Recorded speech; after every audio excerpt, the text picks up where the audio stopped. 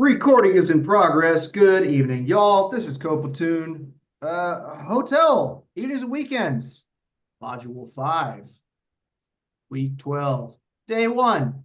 It's intro to Django. We're also going to do some Docker Compose.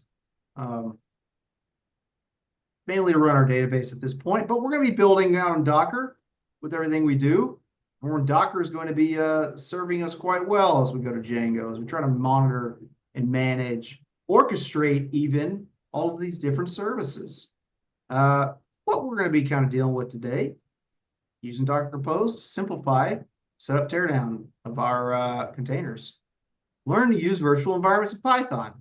We kind of know how to do this already. Manage packages with pip, we kind of know to do that already. We're going to create a new Django project, create a new Django application, link Django project and Django application and PostgreSQL, create Django models to interact with the database. That seems like a lot. It's not. We're going to learn one command, a second command, what to do after that second command, and then just some OOP. It's nothing crazy. But first, a new concept. Docker Compose. It's a sweet tool that helps you simplify the process of start and stop and containerized applications. It is a Docker orchestrator in a way. We're just orchestrating the different containers and plugging them together. You need a Docker file. Well, sorry, let me back up.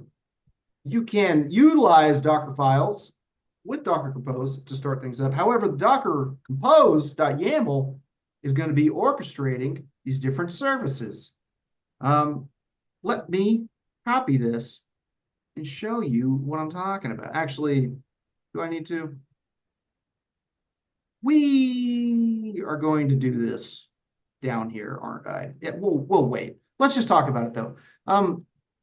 Version 3, cool. I think that's actually going to get yelled at. We don't do versioning at this version of Docker Compose. But we have our services. In this particular Docker Compose file, this is YAML, by the way. We've seen YAML before, maybe? No? YAML's like JSON, but better for certain things.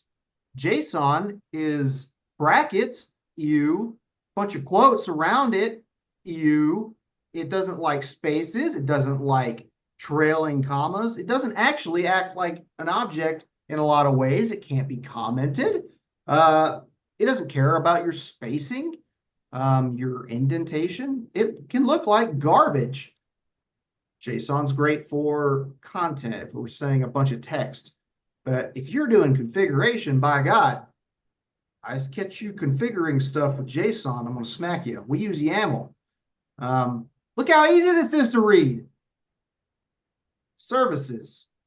This is a key. Within that key, we have another key. So think of this like an object, a dictionary, if you will. Within it, there's another object. That object has a key of image. The image is Postgres 15. The environment, a list. So it's a key and the value of a list. You see this? It's a list. Even sometimes when you only have one, item in a list can still have an end, length of 1. So what this service is, the database service, we call this foobar as far as it matters, don't matter. It does need an image. We're pulling this image from Postgres. The environment variables, we're just setting a few handy dandy environment variables, right? I don't have to create, when I build the database, I don't have to fill all these out and set them and hope they're there forever. I got a compose file that shows me what all of the environments are going to be at all times. They're right here, easy. I set some ports. In this case, what this port is my local host port. I'm matching it to a port on the container. So my 5454 is port forwarded to 5432 within the container. Me, container. Don't forget, me, container. Volumes. Sometimes you have to specify volumes. We have something like, hold on a second. When we've got a Postgres container running, it's got to have somewhere to store all that junk. So we're going to set a volume. This is where it's going. Don't worry, just do as I say. And then we have to establish the volume here. This is a weird, quirky thing. Some of this stuff you're going to copy paste, but I do want to understand it's going to be a list of services, or sorry, an object of services. That's the image. These are the environment variables. These are some ports. We'll see this come into play. And this is just the volume that Postgres needs. So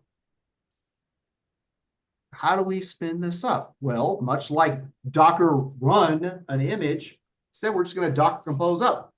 And it's going to orchestrate everything going on here. The D is detach.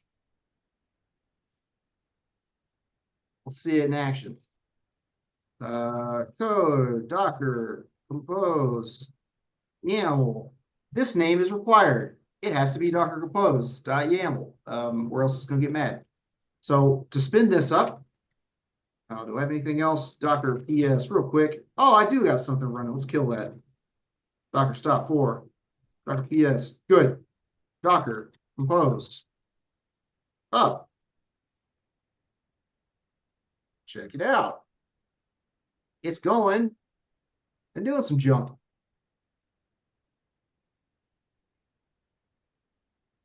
That's junk. It went, grabbed this image from wherever it pulled it from, probably locally, but possibly from Docker Hub, and it spun it up. Now I'm kind of stuck in it right now, but if I were to detach it, there it is running in the background, just like we like it. Questions about that? Nope.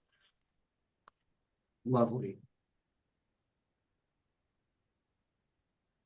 Art, what is this? What's line 6? That's just a generic user. Yes.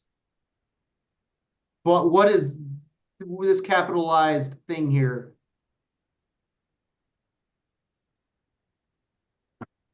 I might be trying to ask you something that I haven't taught you yet. I can help them out. Please do. So that, excuse me, that's a Postgres environment variable for the user. Yeah, and basically it's just saying the Postgres username is going to be Postgres. Absolutely. I don't want, part of me doesn't want to go that in depth about environment variables, but I think maybe a quick, just so you guys know, is important. An environment variable, much like any other variable, is something that exists within an instance, a process, within a process, right? Your variables within a Python script really are only alive when that Python script is run, and then they go away. An environment variable, much the same, but it tends to exist outside of a file. An environment variable should be something that is reachable by all of the processes running within that environment. This is a shell. I know we feel the terminal is some fancy thing, some way to interact, but what it really truly is also another process. So I want to see it. If we, oh God, I hate that. If I had a much smaller process, oh, you know what would be a good example of this? Let me just compose that back up. Let's hop onto this container real quick. Going off topic, but I think this is important.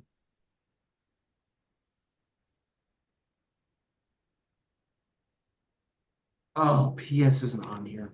That's not going to be very helpful. The PS is a list of all the processes. Everything going on.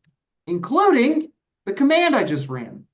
This is all the processes that are being run on my machine for this user. And look at that. Even this command, psxjf, that existed for a second. There's a quick little process that was spun up. But also this, what the hell's this? That's my shell. This terminal here, this is its process. This is running. This was spun up at 5:45, right? I've had this terminal open about 10 minutes. Within this terminal, within this instance of it, we have environment variables. I type E and V. Look at all these. Also, to note, environment variables generally within Bash, within whatever you're in, are generally annotated by all capital snake case, screaming snake case, if you will. This is generally how I know to look for an environment. So within my terminal, anything running in it is going to have access to all these things. For our database container, this will be accessible by everything running in that container. Well, turns out Postgres has some built-in environment variables that it cares about. When you create a new database, it wants a user and a password. Well, we're telling it what it is, and it's right here, and that's how you'd set it. We can do stuff like this. We can leverage environment variables in a lot of different ways. We can use them to hold on to like keys and stuff if we want, because they only exist within that process. Python could reach out and say, hey, give me that environment variable. The way that looks in Python is like, you have to like import OS or something, but you can do like os.env and then, get like myvar or something like that. And that you'd be able to set, that's how you would get it in a way. I'm kind of pseudocoding, but I could pull these variables out of the environment. We're going to be dealing with that a little bit, and we never really talk about it much. It's just an environment that it's a variable that exists outside of your script. It exists in the program, and we can set it here with Docker Compose. This is saying, hey, Docker Compose, when you go start that database, give it these environment variables, spin it up. We're going to do the same thing with the API Django side. And we say, hey, when you start Django, give it these things also. I want it to know all those things. Go ahead. It's a time to set very high level variables within your application. This is often how you maintain your different coding environments. Like, hey, this is dev. I want you to do different things when you're in dev. If you're in production, I want you to use my production key. So here it is in production. Just stuff like that. We'll talk about this a little bit more in depth, but that's what these are. And I don't know that we ever really talk about environment variables in this course. Great.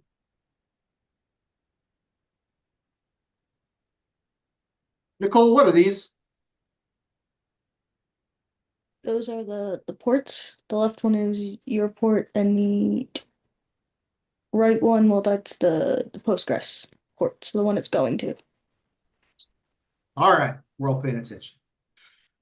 Virtual environment. Adam, what's a virtual environment?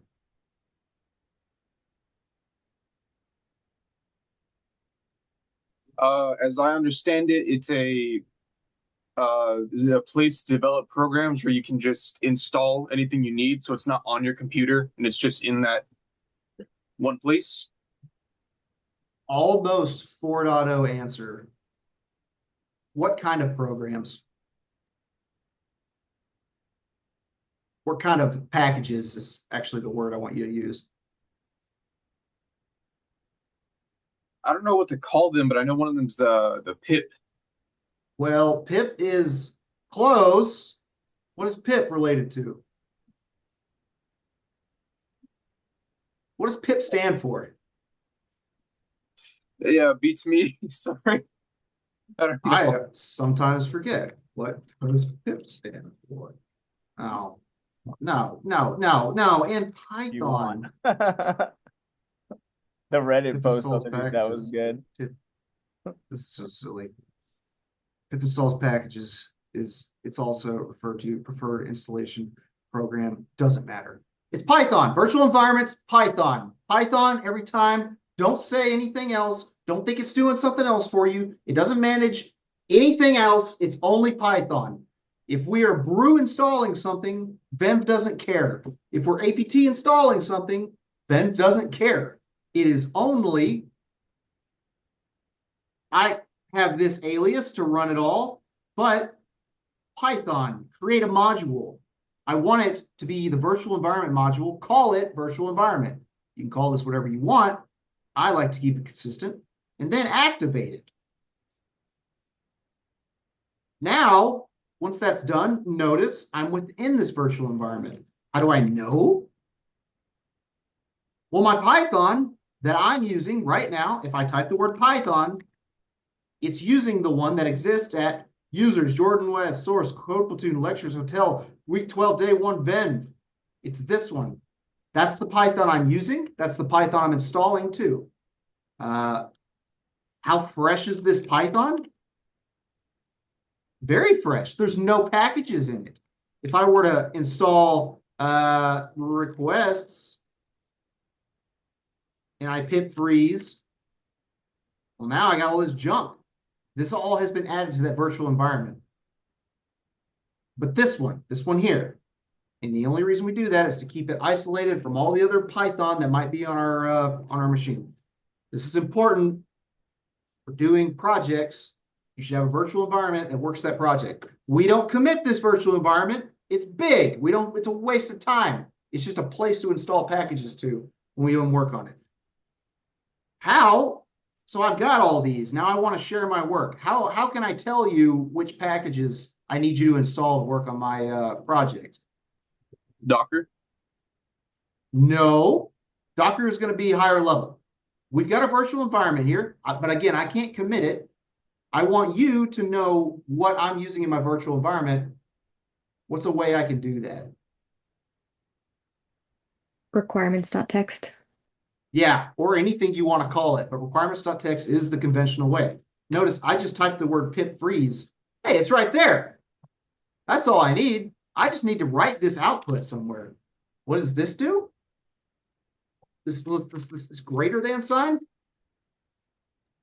Doesn't it move files? Copy them? Well, not quite. I know why you think that.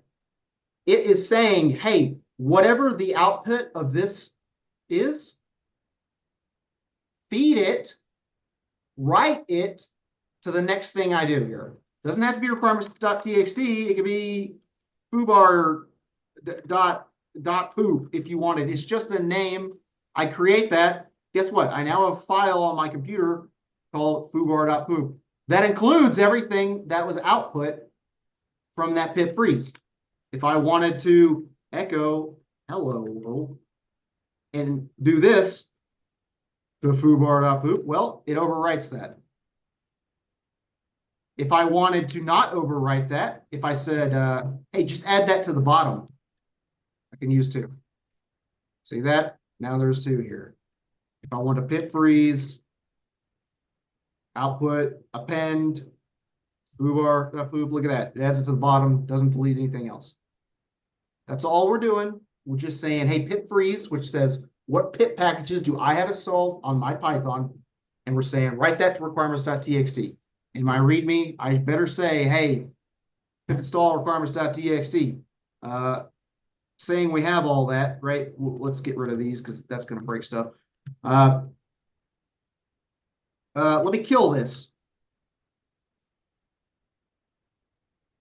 My virtual environment's gone. Oh no. I'm pulling down a package for the first time. Hey, there's no virtual environment in here. I guess I better create one. How can I install these packages? I could read it and say, oh, I need this. Let me just pip install certify. I can do this, and I can manually install them all myself, but is there a faster way?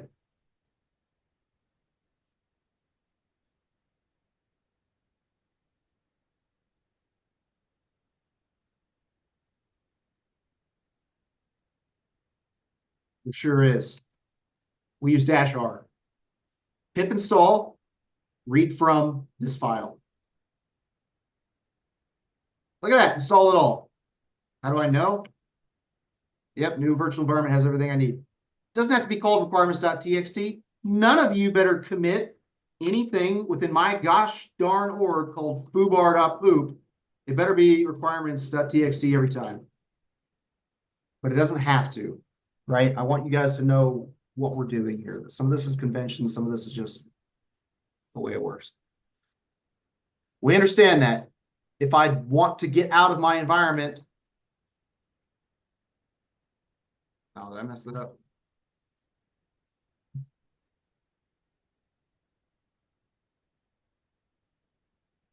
I want to get out of my environment, deactivate. Which Python am I in now? I'm in the ones installed from Brew. Good. This is my top level. Who knows what Jordan's put on this? Oh, this okay. I think I got me a broken hit 3. Interesting. Yeah, that's a jacked up one. Venv, Python packages. That's how we isolate. What's up, Art? Little foggy on the git ignore. When you're saying don't, we're not going to commit the virtual environment because it's too large. Is there a way to incorporate a git ignore in there so we can only pull out what we need or commit what we need from the virtual environment? Yeah. I add a file called .gitignore at the top level of my repository, and I do this. Done. I could be more specific. Do that. I could also do something like, don't do the PyCache, please. That's a big lot of crap. I don't need that committed. If we look up, oftentimes VS Code will help you out, but also like, what's a good, Django git ignore, you can find stuff that give you a good start. These are some things you don't want. You don't want the compiled Python. You sure as heck don't want the virtual environment. You don't want to commit a stinking SQLite file. That's huge. That's like a pretend database. Well, it's a database enclosed in a single file. This is kind of what you would want. This is a lot, but this is good stuff. Just make sure you're ignoring what you're, trying to ignore. Look, it's got nice little, oh, I love this. It's got, it's commented out. Hey, this is all Django stuff. Hey, this is all that IDE stuff you don't really want committed. If you got any kind of code editing help, yeah, just always look it up. Generally, this is pretty decent, but there's more. I'm moving slow through this, and I want to get going, but I think these are good conversations to have. I like these things. All right, like I said, Python-m venv environment name. Call it what you want. Jordan says call it venv every time because you're always going to jack it up later. Source, venv, bin, activate.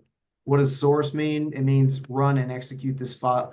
Run and establish this file. It's not the same as executing, but it's like executing. Bin, activate. That's not just made up words. We look at this virtual environment. We look within the bin folder. Here's an activate script. It's just running this activate script. It does all these things you don't want to worry about. Start a new Django project. All right. Let me get within my virtual environment. Lovely. Again, this is an alias. Yours don't work this way. You want it to work that way, you need to create a an alias. Pip install Django. Easy peasy. Let's try it out. Should go pretty quick. Despite being a pretty hefty little toy here. All right. Always make sure you keep your requirements file updated as we add stuff. Okay, now Python, create a module, Django. This isn't going to do anything. It's going to show us some options. This will blow up, but it's going to show us what Django commands we can run. Here's a lot of stuff. A few that we're going to be running today are like, make migrations and migrate. We'll talk about that. We'll use the shell command. Very cool. Like opening a Python shell, but for Django within the realm of the environment. Start app, start project, run server. We'll play with some of these. Don't worry about all that. To start a project, I don't think that period does anything. Let me ignore that advice for a second. Python -m Django. We are going to start project. That sounds scary. It's not. This command is going to create a fresh Django project called Pokédex_project.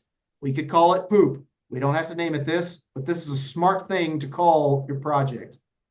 I actually don't like _proj because it gets confusing because we're going to have a folder within called Pokédex_proj. But let's see what happens. I'm talking, not showing. Oh, what did it do? What did it do, gang? Look at my file tree over here. What happened? I created that. I created that. I created that. I created this. Who created this?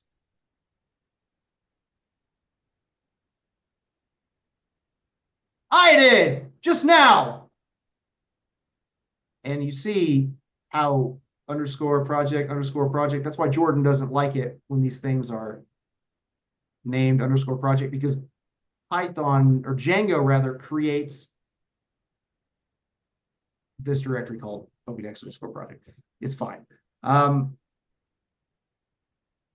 I don't like this to be named the same thing, but it's fine. So this is what it did for us. It created a folder. This folder has a manage.py. We don't have to read all that. We're not ever going to read all that, in fact. It created a manage.py file that we're going to utilize to interact with Django. It then created a bunch of extra files. Don't throw your hands up. I don't want y'all to lose your minds. We need to get in the habit of seeing files that we didn't create, because that's what we're doing now.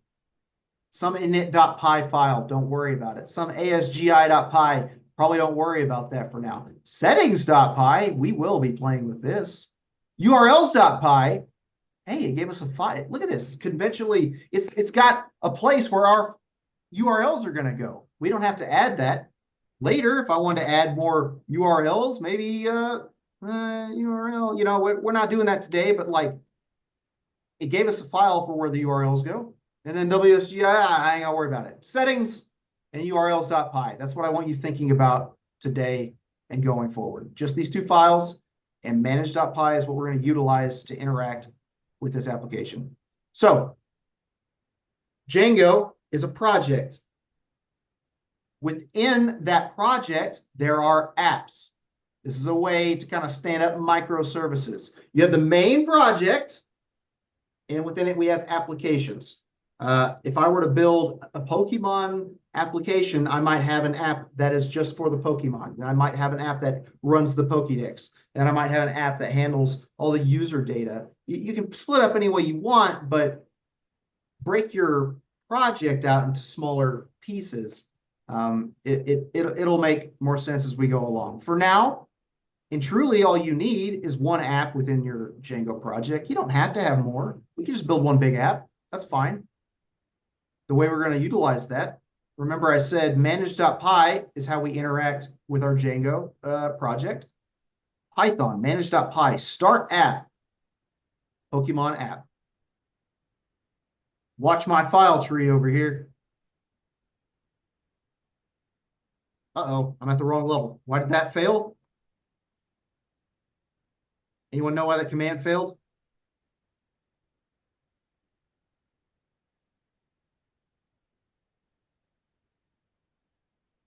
Yes, because you don't have a manage.py in the project directory. Right. You would not believe how often that messes people up. This command, Python, manage.py, just like you run any file in Python, it's nothing new, guys. If you want to run a file, Python file. Well, I ran Python file with some arguments. Well, I was at the wrong spot. There was no manage.py. See, I ran ls, no manage.py. Oopsies. Jordan needs to go down a directory to get to this manage.py. ls, here it is. Oh, a new directory. Look at that. This is our app. This is high level stuff, configuration. This is our app. This is where we're going to be doing the work. This is where we're going to have all kinds of stuff. The big parts, the big pieces I want you to think about today. Models. This will be like tables. This will be OOP. This will be objects that will map to our database. Tests, we can write some tests. Views, we won't really mess with this now, but in the future, it's going to be, what do you want? If you hit my URL, what do you want? View is going to be what you get. It'll be pulling from models. We got an admin file here. We got an init file here. Don't worry too much about it. You don't have to understand all that. Today, we'll work with models. There's a nice little, I'm not going to show it to you. There's a, if it helps, there's a VS Code extension that lets you color files, at least within your file tree. You can right click on them and say like recolor. If that's helpful to you, I'll show it to y'all later. It could be handy when this stuff can start to get overwhelming, believe me.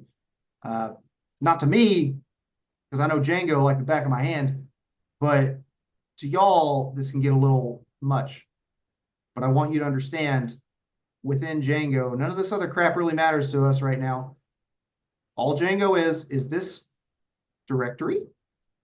Within that directory, it has the main project directory and any other apps. How do you know which one's which? Well, underscore project is the main project one.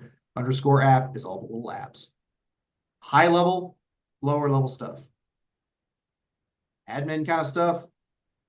Close to the metal, close to the database, stuff like that.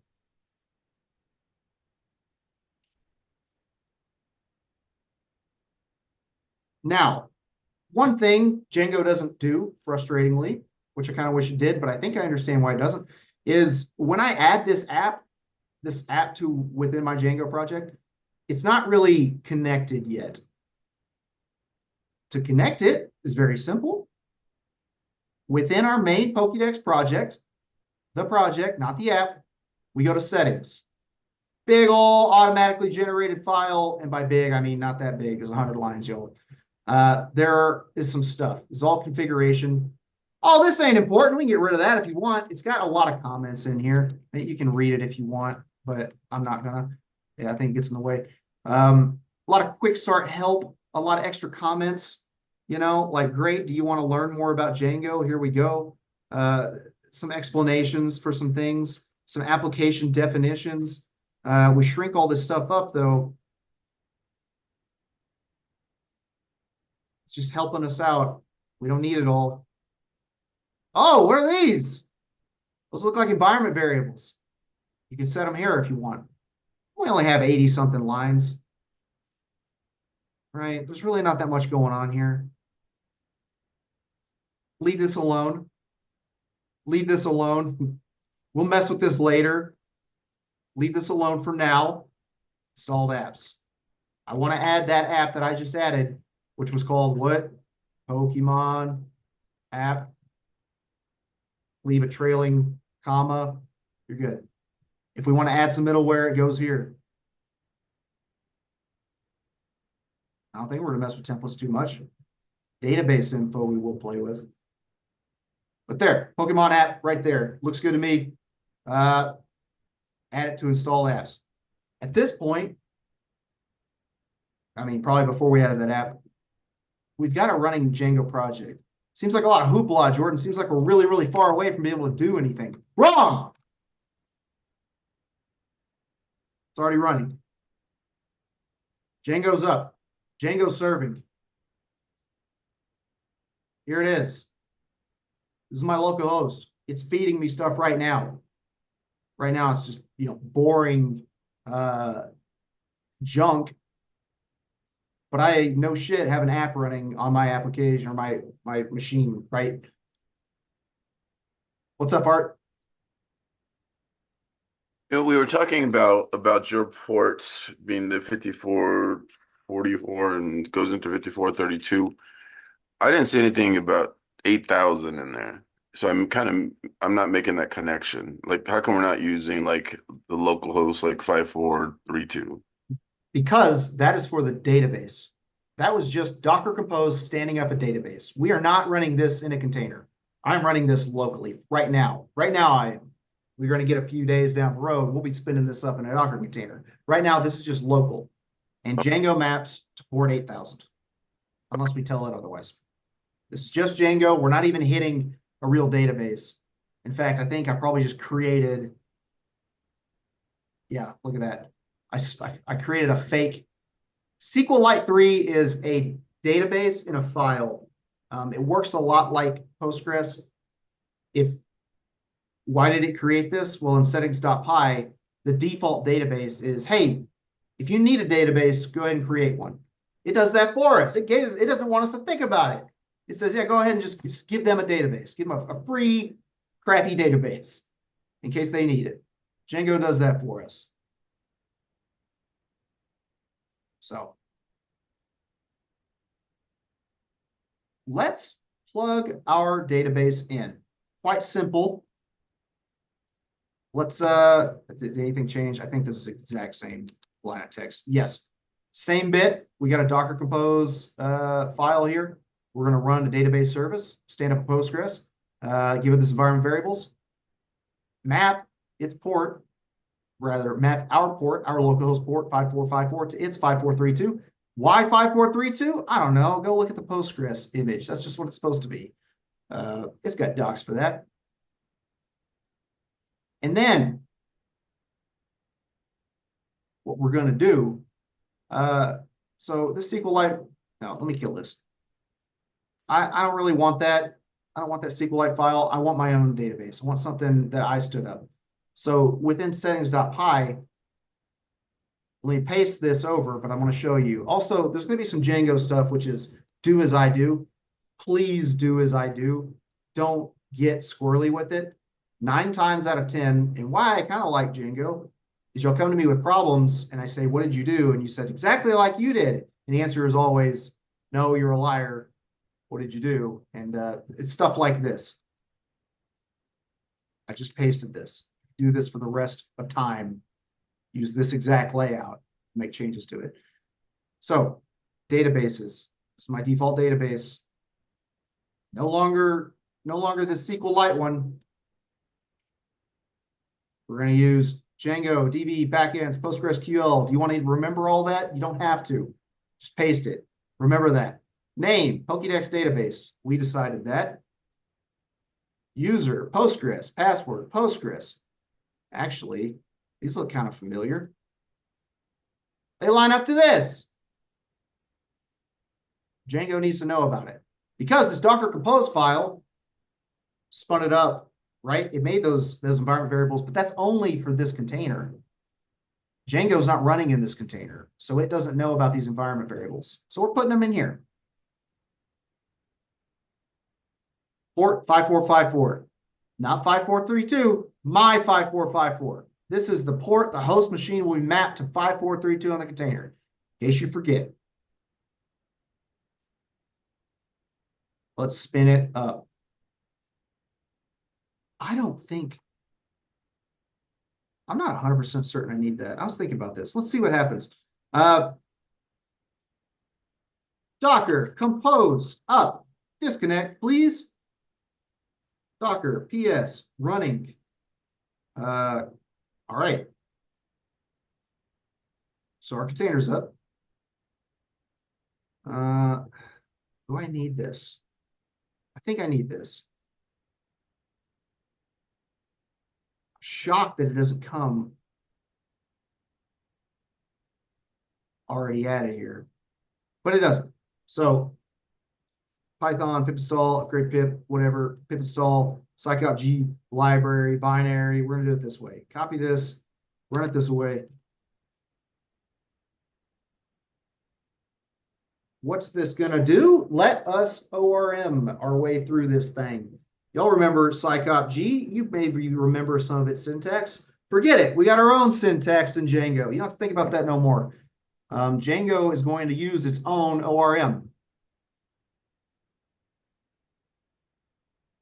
What's an ORM?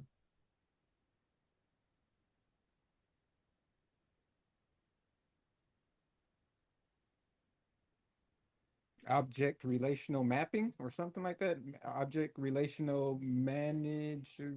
I mean, it's pretty close. What does that mean? What's that mean, though? It's just a database type that uses objects. Objects for relational objects.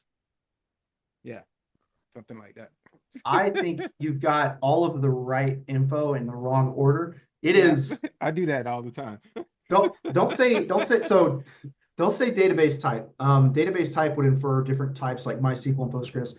All this is a layer over the database that we're going to interact with.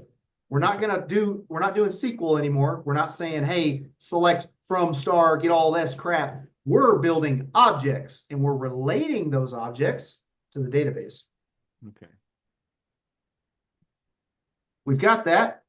Let's create a Pokemon model. Let's lean back on our OOP. Nothing crazy here. Within Pokemon app models, I'm going to copy this and we're talking about it. Pokemon app models. Create your models here. That's probably where it goes. From Django DB, import models.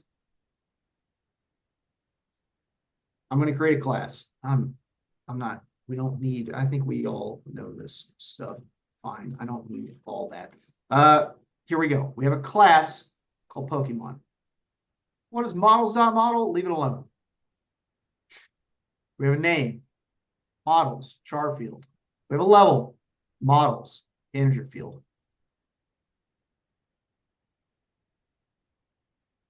Django DB models is how we're interacting with our database.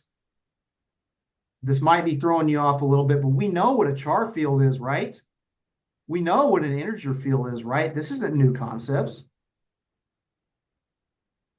So this builds a model, an OOP model, just a Python object.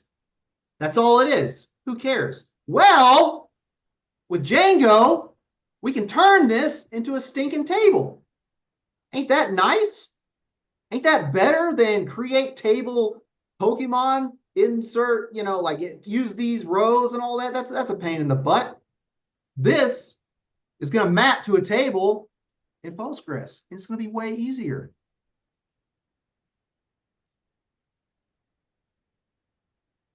How do we get it in there? So the word migration means a change to the database. Our database that I just spun up here, this one, Dr. PS, that guy, he's pretty blank, right? I just spun up a database and didn't do squat to it. It should be empty. I am going to tell Django to go make a connection with that. When I do the word, all right, let's talk about this command. Am I still at, yeah, there's manage.py. Django manage.py, make migrations. What is that going to do? It's going to look at my models. It's going to look at the database. And it's going to say, does the database line up to this model? And if the answer is no, oops. Not Django manage.py, Python manage.py. Y'all aren't paying attention. Check it out. It looked at the database. It looked at its models. It said, I don't see no Pokemon app models in there. I'm going to create migrations. And I'm going to create the Pokemon model. That's not magic. It didn't just go somewhere and not tell us about it. If you look within the Pokemon app, you don't ever have to look at this too closely, but this file here, this init, is telling you kind of what's happening. It's saying, hey, I got to go to that database and I'm going to create a model. We don't have to look at this ever, but I want you all to know where this path is and what's the purpose of a migration. Your database exists and lives for long periods of time. We haven't really experienced this very much, but think about an application that's running at all times. That database doesn't go away. I turn the application off, the database is still alive. That's the point of a database. I do weird stuff to the app, I bring it back up, connects to that database, the database is still around. What if somebody hops onto our database and just jacks it up? We don't want that, right? We want to know the changes that have been made to that database. And migrations are a good way to do that. These will be stored in GitHub. If we want to see the history of our database and all the changes that have occurred to it, we can see it in the migrations folder. You have to do this manually in a lot of different situations. You have to enforce this. You have to set conventions so that you know how your database is changing. Django's doing it for us. That's what this is. So I'm making a migration. That is saying I'm making a change to the database. How do I apply that change? Well, we made the migrations. Now let's just migrate it. Oh, look at all that, bunch of crap. What are these? That's not what we did. We only did this one. This is our initial migration. Like I said, that database was empty. Django just connected to it. Guess what? Django's got a bunch of crap it wants to throw in there. Django's going to manage itself with that database. This is all just stuff you get with Django. You might be thinking, ew, don't do that. No, you like this. This is setting all kinds of cool stuff for us. This is going to handle users. This is going to handle the initial startup. This is going to handle the sessions. This is going to handle everything for us. Leave it alone. You're gonna let Django play with the database a little bit. We don't need the whole thing. Let's see what happened. Is this going to work? I don't think it's going to work exactly. This wants to Docker exec in there, hop into that database. The reason mine's going to fail, no container, Django Pokemon example database 1. Well, what's my container called? I call it this.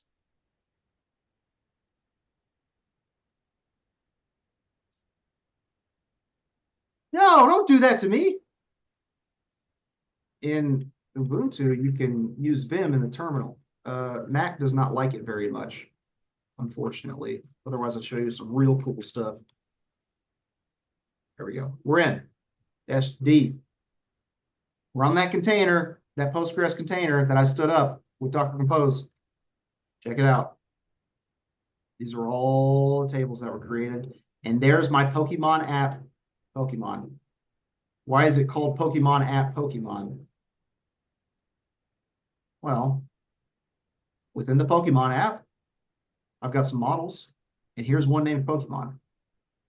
If that syntax bothers you a little bit, it'll get better, right? Because if I had something else that was like, you know, class Pokeballs, something,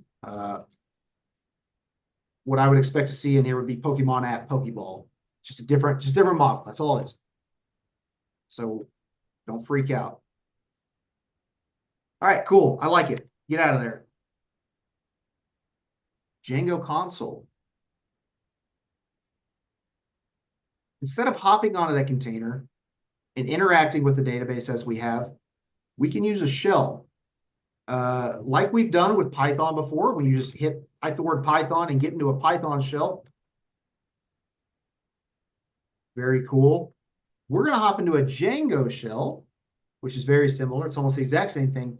But the benefit of this Django shell is it's going to have access to a lot of the stuff going on within the Django project. We still need to import the models, but you'll see down the road, it's kind of nice. All right, we're in Python. We got a shell. Looks great. We have imported 7 objects imported automatically. Great. We have imported that Pokemon model. What I can do, this is OOP, right? Pokemon. If I wanted to create a Pokemon, I would say Pokemon is equal to, what's a D? We could do like Charizard, right? And then like 2. And that would create a Pokemon, right? That's how OOP works. You just invoke the class, you give it the variables it needs, and it does what you want it to do. We can do that same thing down here. The only difference is, actually, it's not that different. We need to hit save. This is a kind of it creates this object, right? This object does exist. I can prove it. It's right there. It's an object. It's not in the database. If I want it to go to the database, I need to save it.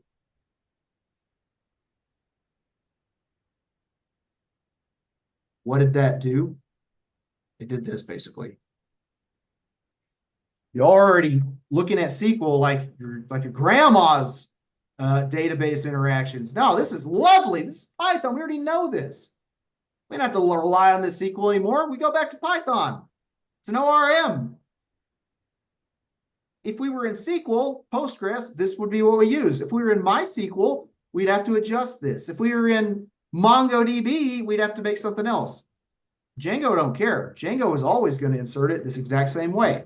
That's another benefit of the ORM. It doesn't care what the database does. It's database agnostic. I don't have to change my code just because I went to a different database. So now, this model, because we imported these models, it now understands that this is a real model that actually exists. We can forget the syntax. Objects.all, sorry. Pokemon objects.all invoke query set. We queried the database. We got Pokemons. There's one.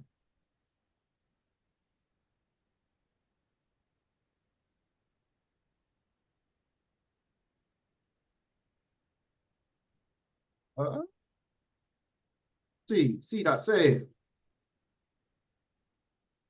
Now there's two in the database for reals.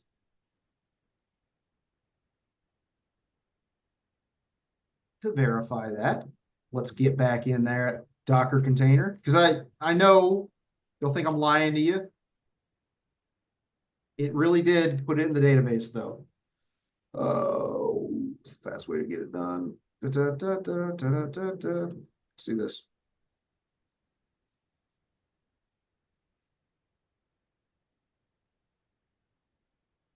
Shoot. What's going on? Am I not in the database? Am I crazy? What's going on?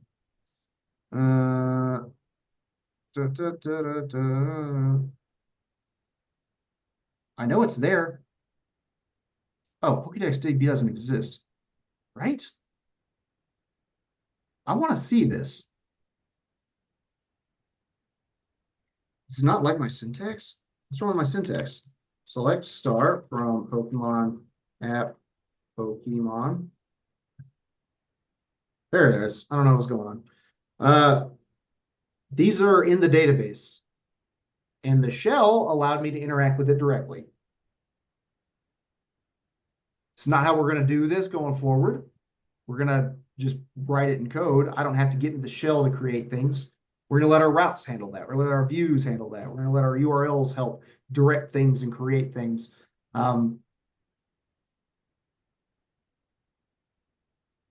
Don't throw away all that SQL knowledge. It's very important. But this is what we're going to use going forward. You don't put raw SQL in your app. That's gross. We'll be using an ORM.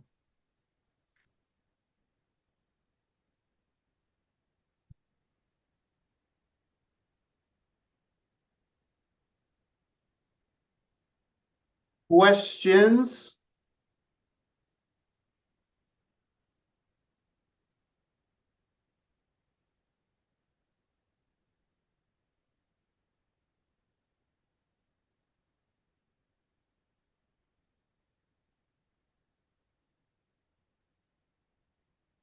Adam. Wait, no. Joe. I've exited my container. I've stopped Django. Django's not running. I left the container. Container's still up. Do these entries still live on that database in that container?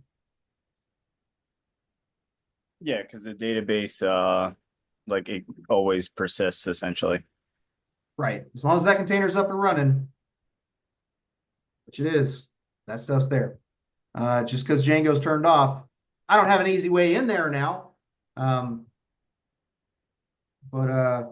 Yeah. Cisco. I want to add a new model. How do I do it?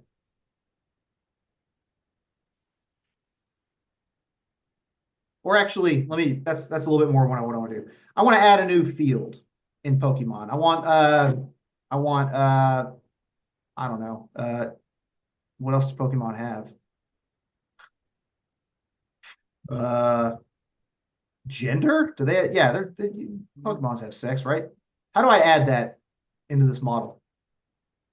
You're gonna place sex under level, variable sex equal models dot.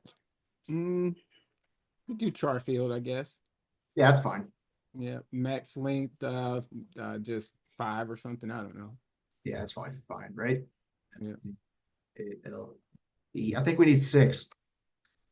Oh yeah, 6 for female. Yep. All right, great. Now what? Can I just start at the shell? Yep. Go for Are it. are you sure? Yep. Go for it. All right, I'm in the shell. I'm going to import. Does this work? No. I want to be lazy. You got I to wanna do be that. lazy. You got to do that. Migrate, right? Something. Oh, did I do that in the shell or did I do that before I hopped in the shell? No, you do it in the shell. You do Python manage Python.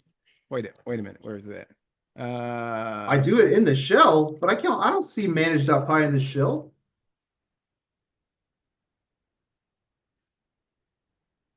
Well, yeah, you do it in the well. Yeah, you do it in the shell, right? No, I can't. I don't Python manage.py. You it's got to be the Django. That's what I'm thinking. It's the Django, but so it's inside the virtual environment. So you do the Django, make migrations or something like that, and Python. Yeah. Sorry, I know we're getting some of the terminology mixed up. I'm doing it within this terminal, yes, but I'm not doing it within the interactive Django shell, which I get to by doing this. Right. This opens it all up. I need to do it before then. Let's say I didn't, because I want to just show y'all what can happen. Let's say I didn't. I just imported in. Looks good. Now I need to create a new Pokemons. And then we'll say sex is male. Is that right? Yep. Looks good. Yeah, the model has no problem with that. Oh, no. As we feared, it wasn't migrating. So if we make changes to models,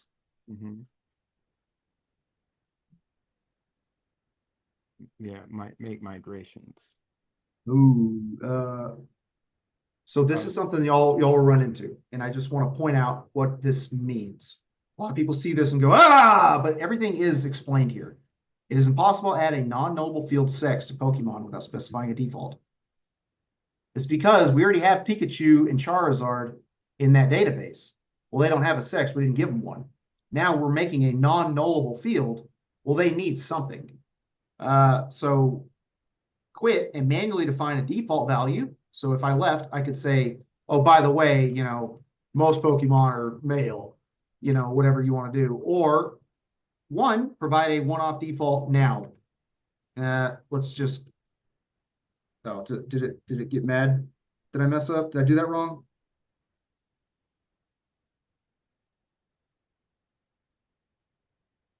There we go. So it should update those that away. Let's migrate.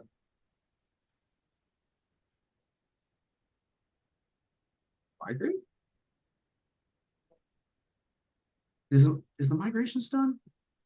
This is something I want to make sure I don't blow over. So it did make the migrations. Here it is. Operations, migrations, add field. This is the field it added. Preserve default, false, whatever. Yep. So this follows what we said we were going to do. Operations, migrations, add field. This one here. Now we need to migrate. Should be good. Oops. Son of a gun. Get us back in there. Keeps history actually, which is pretty cool.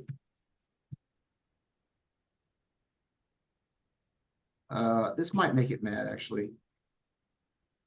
Screw it, let's just try it.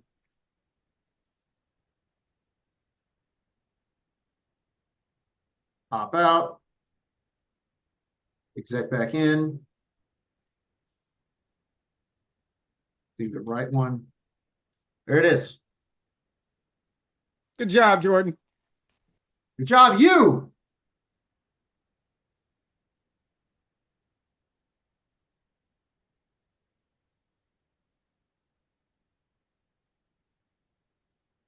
Oh, got it.